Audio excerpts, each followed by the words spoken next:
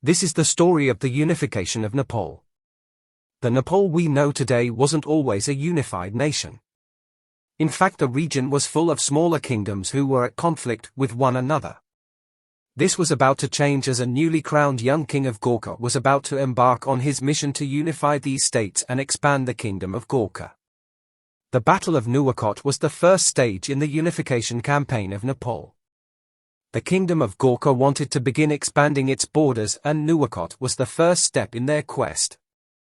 Back then Nuwakot was under the control of the Kingdom of Kantipur. The unification campaign of Nepal was initiated by King Prithvi Narayan Shah, but he wasn't the first king of Gorkha who wanted to annex Nuwakot.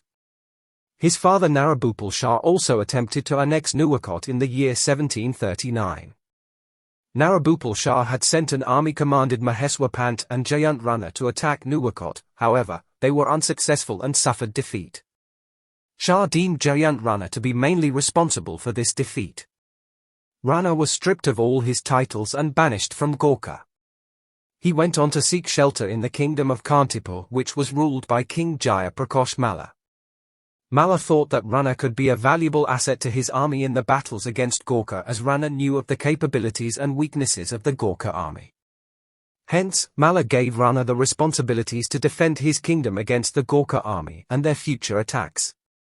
Meanwhile, back in Gorkha, King Narabupal Shah was demoralized by his defeat.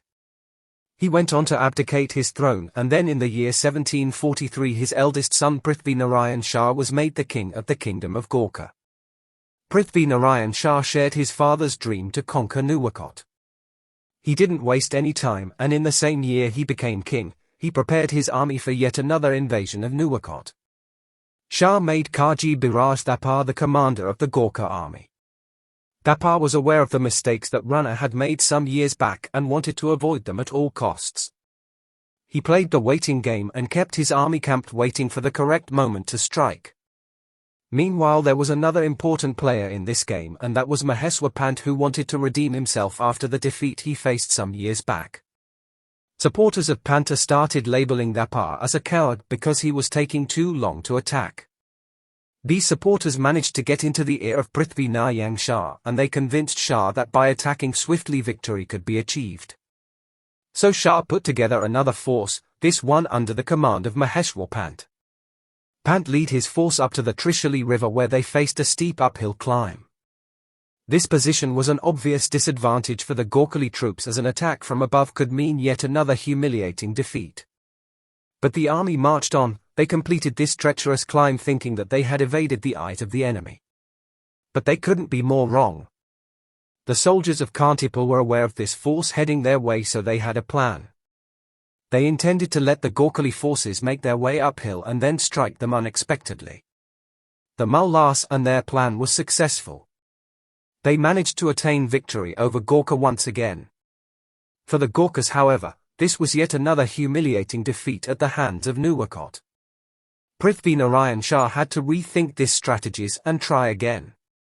Shah learned that the army and weapons that they currently had weren't sufficient if they were to succeed in their conquest. They needed to strengthen their army. They need more men and more ammunition.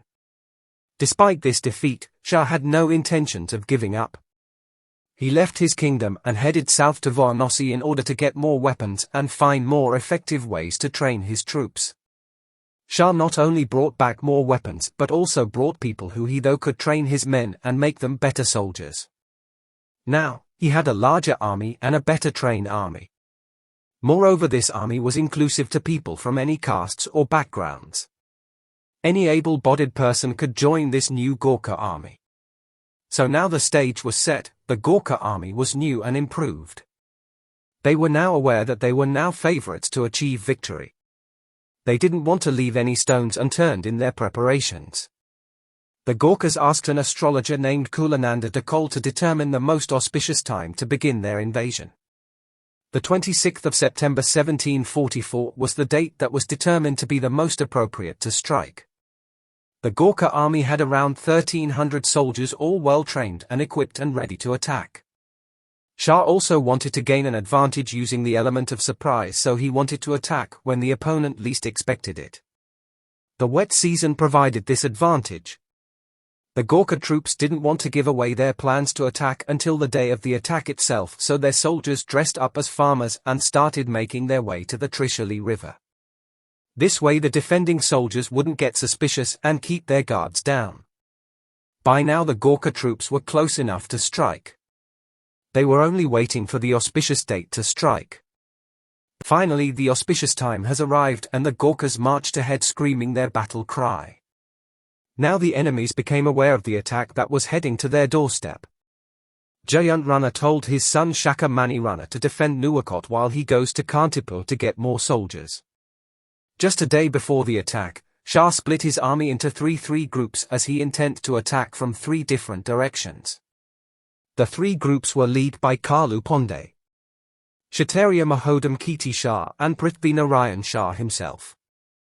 The 3 groups met at a place called Shubogat, from where they transported across the Trishuli River by Jalua Manchi. The kingdom of Kantipur was busy celebrating one of their biggest festivals, Indra Jatra. Because of this, Jayant Rana's effort to get more soldiers for the defense of Nuwakot went in vain. He was unable to secure any more assistance. The 26th of September 1744, the big day had arrived for the Gorkhas. The first of the 3 groups made their way uphill from the north when the soldiers of Nuwakot were fast asleep. Kalu Ponde ordered his soldiers to attack, knowing that the enemy wasn't ready for a counter-offensive. Many of the defending soldiers ran for their lives as they understood they had little to no chance of repelling this attack. The second group under the command Mahodam Kiti Shah also achieved victory as the defending soldiers weren't in the position to fight back. They attempted flee to safety. The third group, led by the king himself, received news of the success of the first 2 groups. Then Shah led his troops to attack the fort of Nuwakot known as the Nuwakot Gardi. This attack during the darkness couldn't be defended by the soldiers in the fort and they decided to abandon their positions and flee to Belkot. Finally, on the 1st of October 1744, Gorkha finally annexed Nuwakot. This was only the start of the expansion of the Kingdom of Gorkha, and they had no intention to stop, and they looked ahead into the future with the hopes of expanding even further.